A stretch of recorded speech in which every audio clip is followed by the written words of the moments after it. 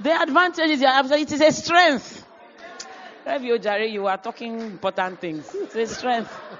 Go on, I'm listening to you. 50 years, 50 countries. So I think it was in the process of challenging that I was co-opted. And it's very interesting. In the process of challenging. Yeah. Have you challenged? Yeah. When you bring value and you challenge, you might get co-opted. Okay, you know our problems. Solve them. Absolutely.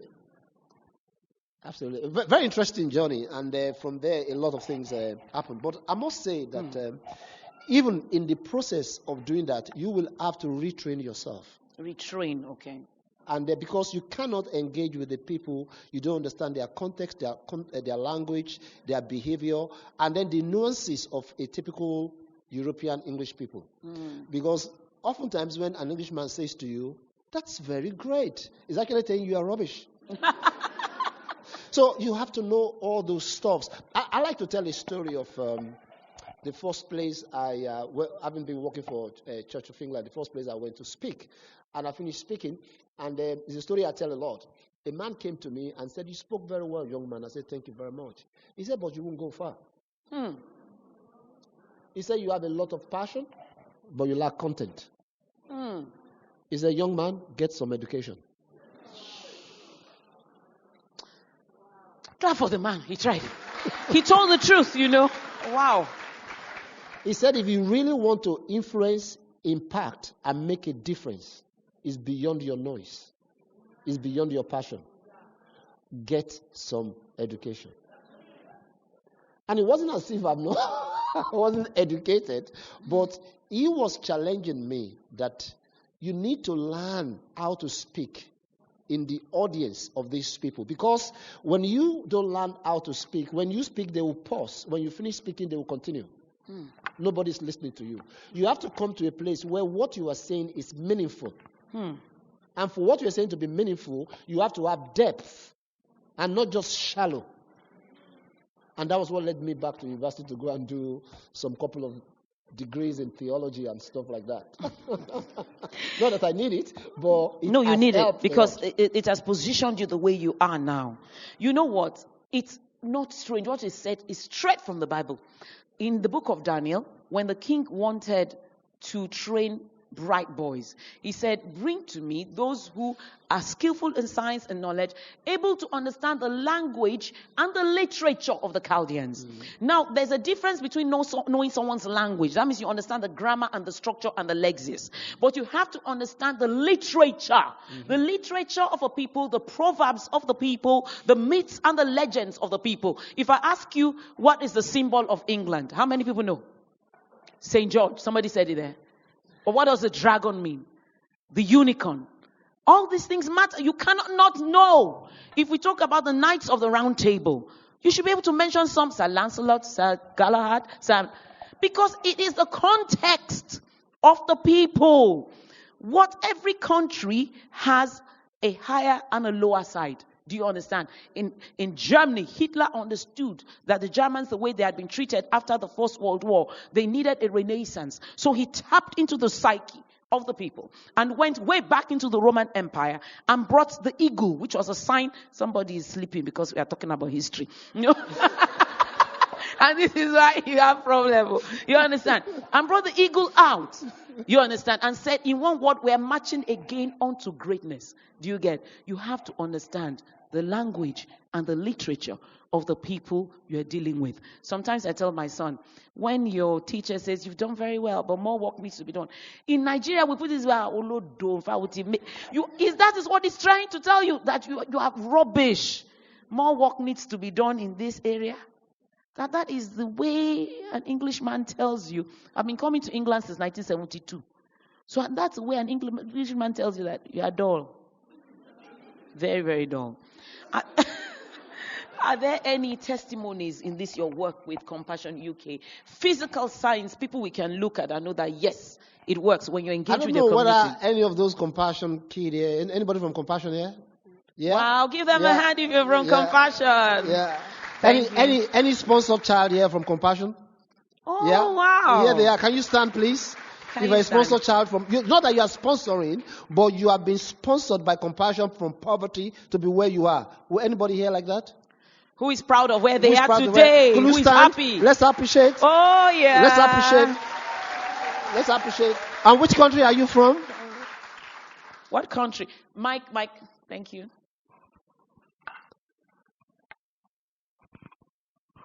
Which country? I'm from Uganda. Uganda. Fantastic. If I know your story very well, you were born in abject poverty, correct? Yes, I was. Can she tell her story? Tell then? a little bit of your Yes. story. Just a few minutes. Give her a hand one more time. Yeah. And give us your name.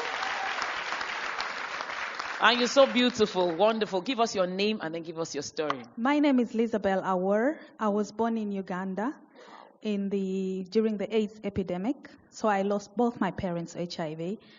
We were a total of 9, and my mother had 2, and my stepmother had 7. My mother managed to register us with Compassion before she had died. And by the time she had registered us, we were not going to school anymore, or I was malnourished. I had kwashiorkor, and we weren't getting the basic needs in life. So through Compassion, we were able to get all that. We were taken to school. We were given all the everyday things you would take for granted, like a home. And the fact that Compassion partners with the church, it means that there were members of the church to look after us when Mom was ill. And subsequently, when she died, they put us in they looked for distant relatives to look after us. So the role Compassion played was that of a good Samaritan, and the church plus our relatives, they played the role of the innkeeper to look after us spiritually and holistically, while Compassion looked for the funding, put us in touch with sponsors to help fund that. That way we got good education, we got good medical care, and in my case, I went to university. I did international business.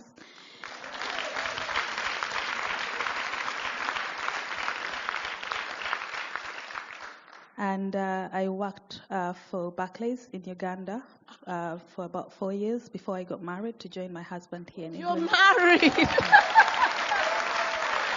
Oh, my goodness. So currently I'm married to a gentleman called Samuel Wako. He's a youth and children's worker in a church in Hampton. And currently he's in his second year studying theology to work with Church of England. We are blessed with 2 sons. And I've got one on the way. No, I have a question for you, Elizabeth. Yeah. So what are you now going to do? What am I going to do? What am I doing? Because I come from a family of, my huge generations were wiped out. So there are still lots of children who are in the positions I was. And that is what I've done. Right now, we've just actually been, just finished sending school fees back home. I support 3 children. So I pay their school fees and take care of their material needs. For now, that is how far I can go. And it's the fact that I'm able to help and support that distant relatives are now coming to me to support them, to also help out with their children. And those children the 3 children I support do not have parents. So I'm raising them, they live with their grandmother, and I support them. So because of Compassion, it was, to my sponsor, it seemed like a drop in the ocean, but the ripple has gone far. I'm supporting.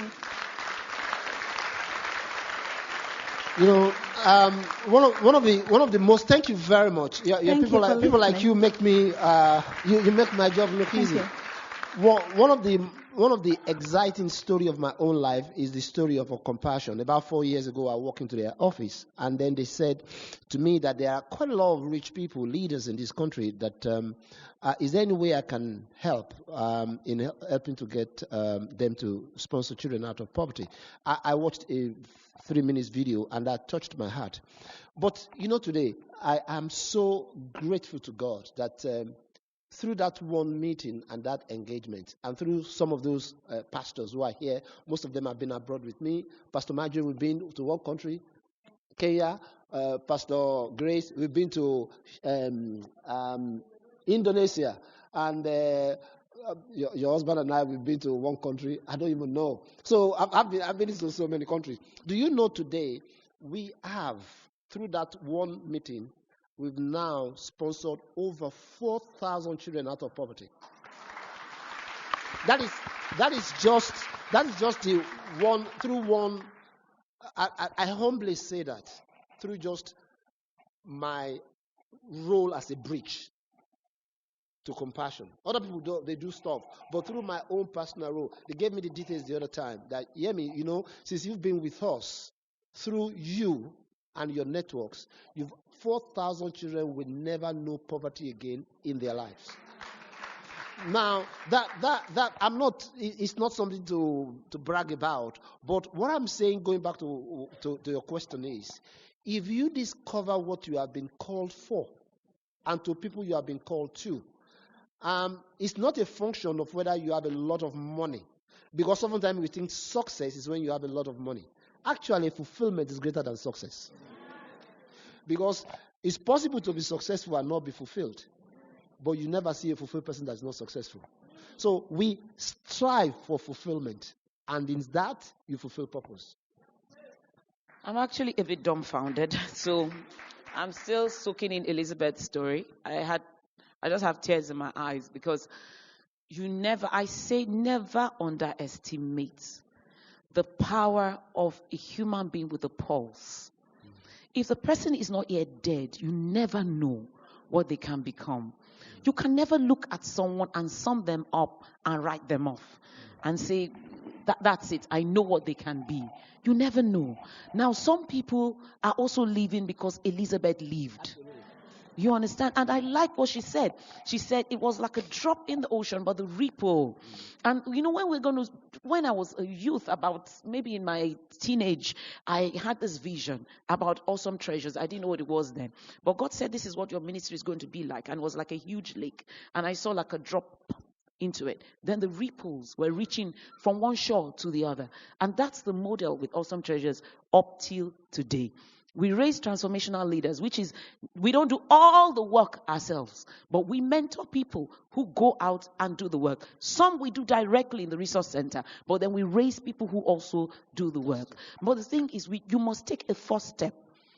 Even if you are not starting your own initiative, you can join with others. But what is not excusable is for you to do nothing. Inexcusable. You can't just have triangular motion.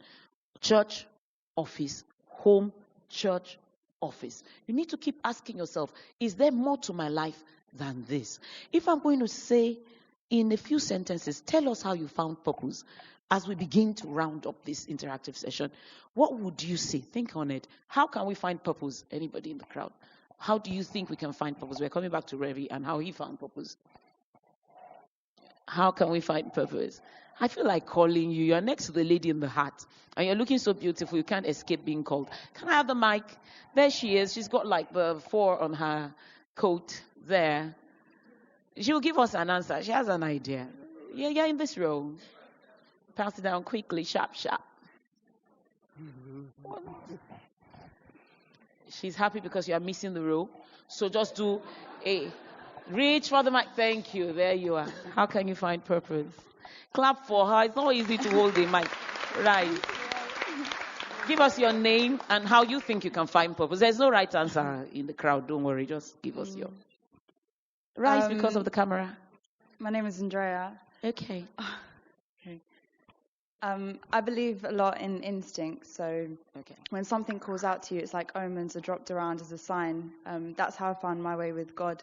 He dropped little signs and I picked up on things. And why did that come? That's too much of a coincidence. And so I started to connect the dots, and I think you find your purpose by jumping on these instincts, and you build a passion for something that calls out to you. You might not even know what it is exactly, but you start connecting dot by dot. So I think I'm still in a path of finding those dots, and by getting to one instinct, one step, I find the next step, and I don't actually know the direction. So yeah, I think purpose is linked to your instinct and going with that building passion. Give Andrea a hand.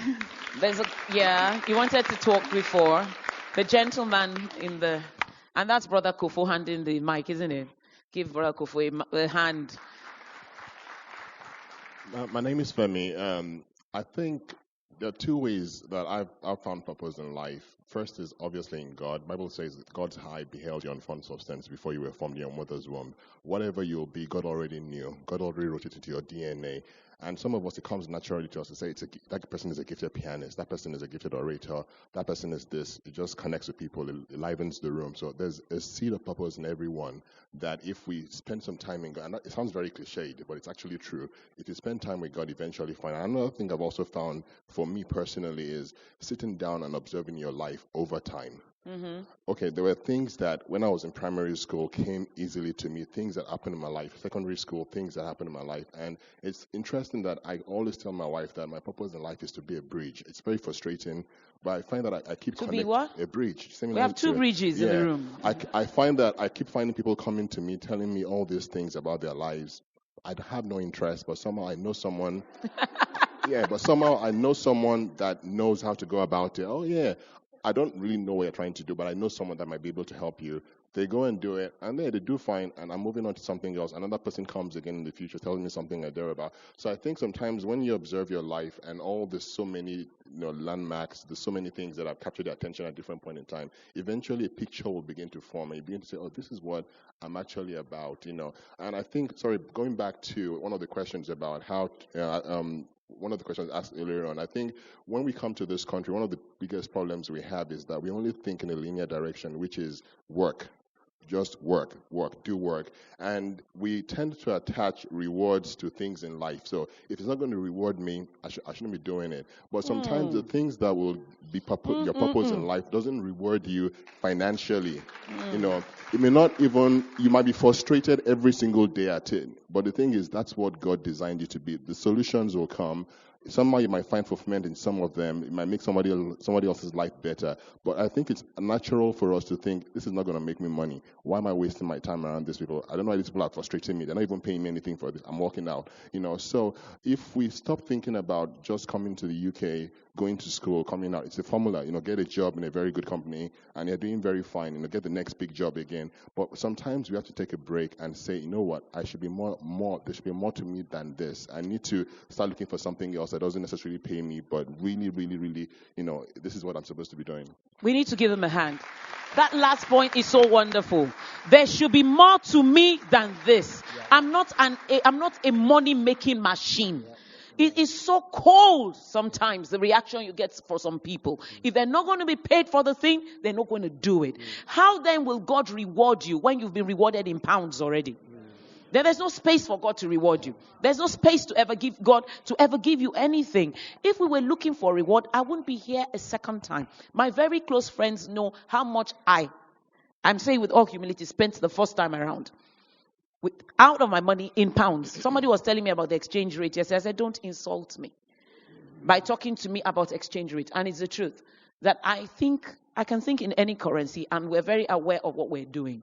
You understand what I'm saying? So we talk about thousands of pounds every time. Why would I do that? I don't even know you.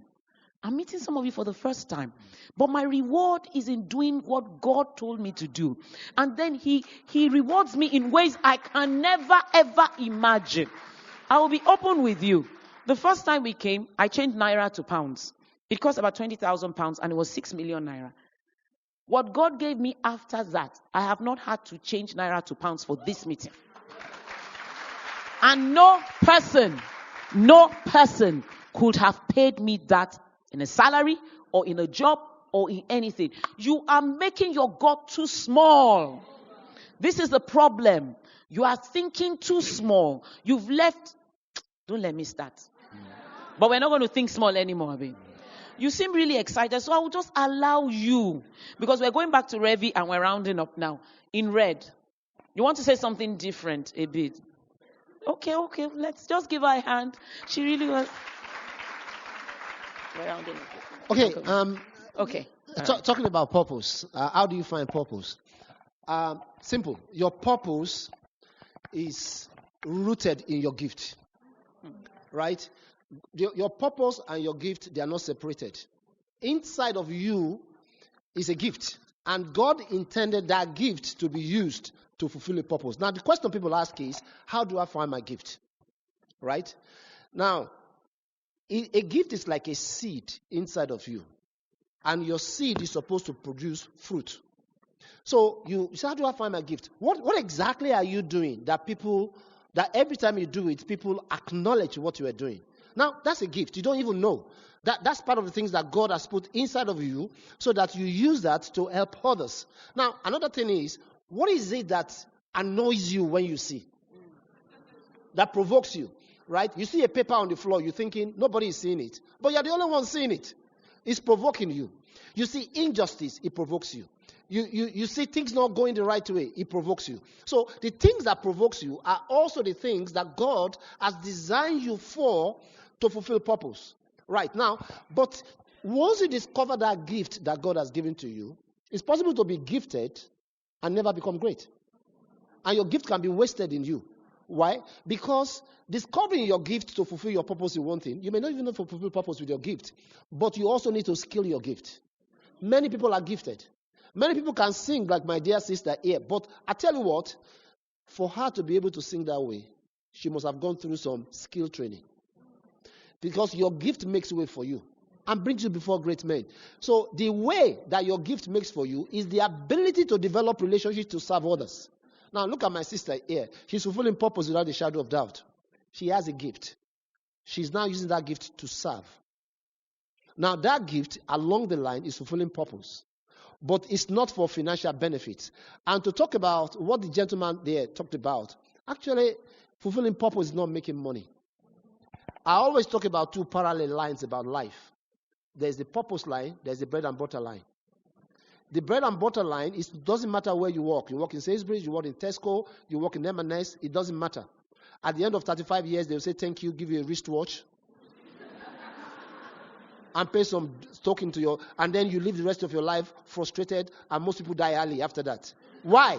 Because they've never understood what they have been called and wired for. So, when you have your bread and butter, it's great. Whatever job you're doing. That was what I was doing earlier. But you must invest in the gift that God has given to you.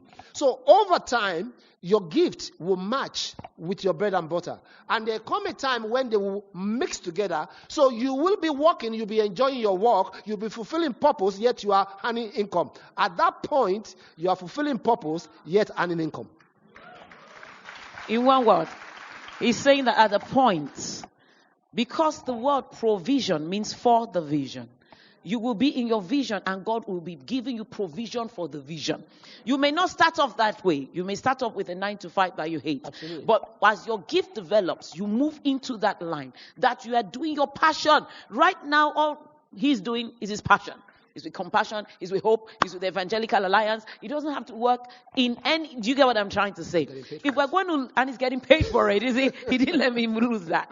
So, if you're going to say one word to the people as we close, because I can see DC moving majestically to the front row to flash a card. What will you tell us? I will say that it goes back to the same thing. Discover that thing that is unique about you. Find a way to grow it. Above all, find someone you can serve. It is in the place of service really that you become great. Nobody become great on their own. It is in relationships. Find someone you can sow into. Serve them. And in serving them, you are growing. And in growing, your time of relevance will come. God bless you. That's deep. We're going to close with this scripture that says, Jesus said, whosoever will be the greatest in God's kingdom, let him be the servant of all. So to say things like, I'm not accountable to you to serve you, you are losing the way, the way up. Everybody served. David served Saul. And if you serve a very bad master, it's because your reward is incredibly great. That's true. So God is showing you how not to do it. If you're going to be great in God's kingdom, be a servant of all. I could go further and explain to you that the more people you serve, the greater you are. Because look, This is an iPhone, an iPod, an iDis. It means that Steve Jobs has served more people. It makes sense, isn't it? And then he has become the servant of all, and his income has what? Okay, so Marks and Spencer understands it. Sainsbury's understands it, that the more people they serve. Hilton understands it. How come you don't get it? That the more people you serve, the greater you become. Thank you for being a wonderful audience. Give yourself a hand. Can we give Rev V a standing ovation? He has tried.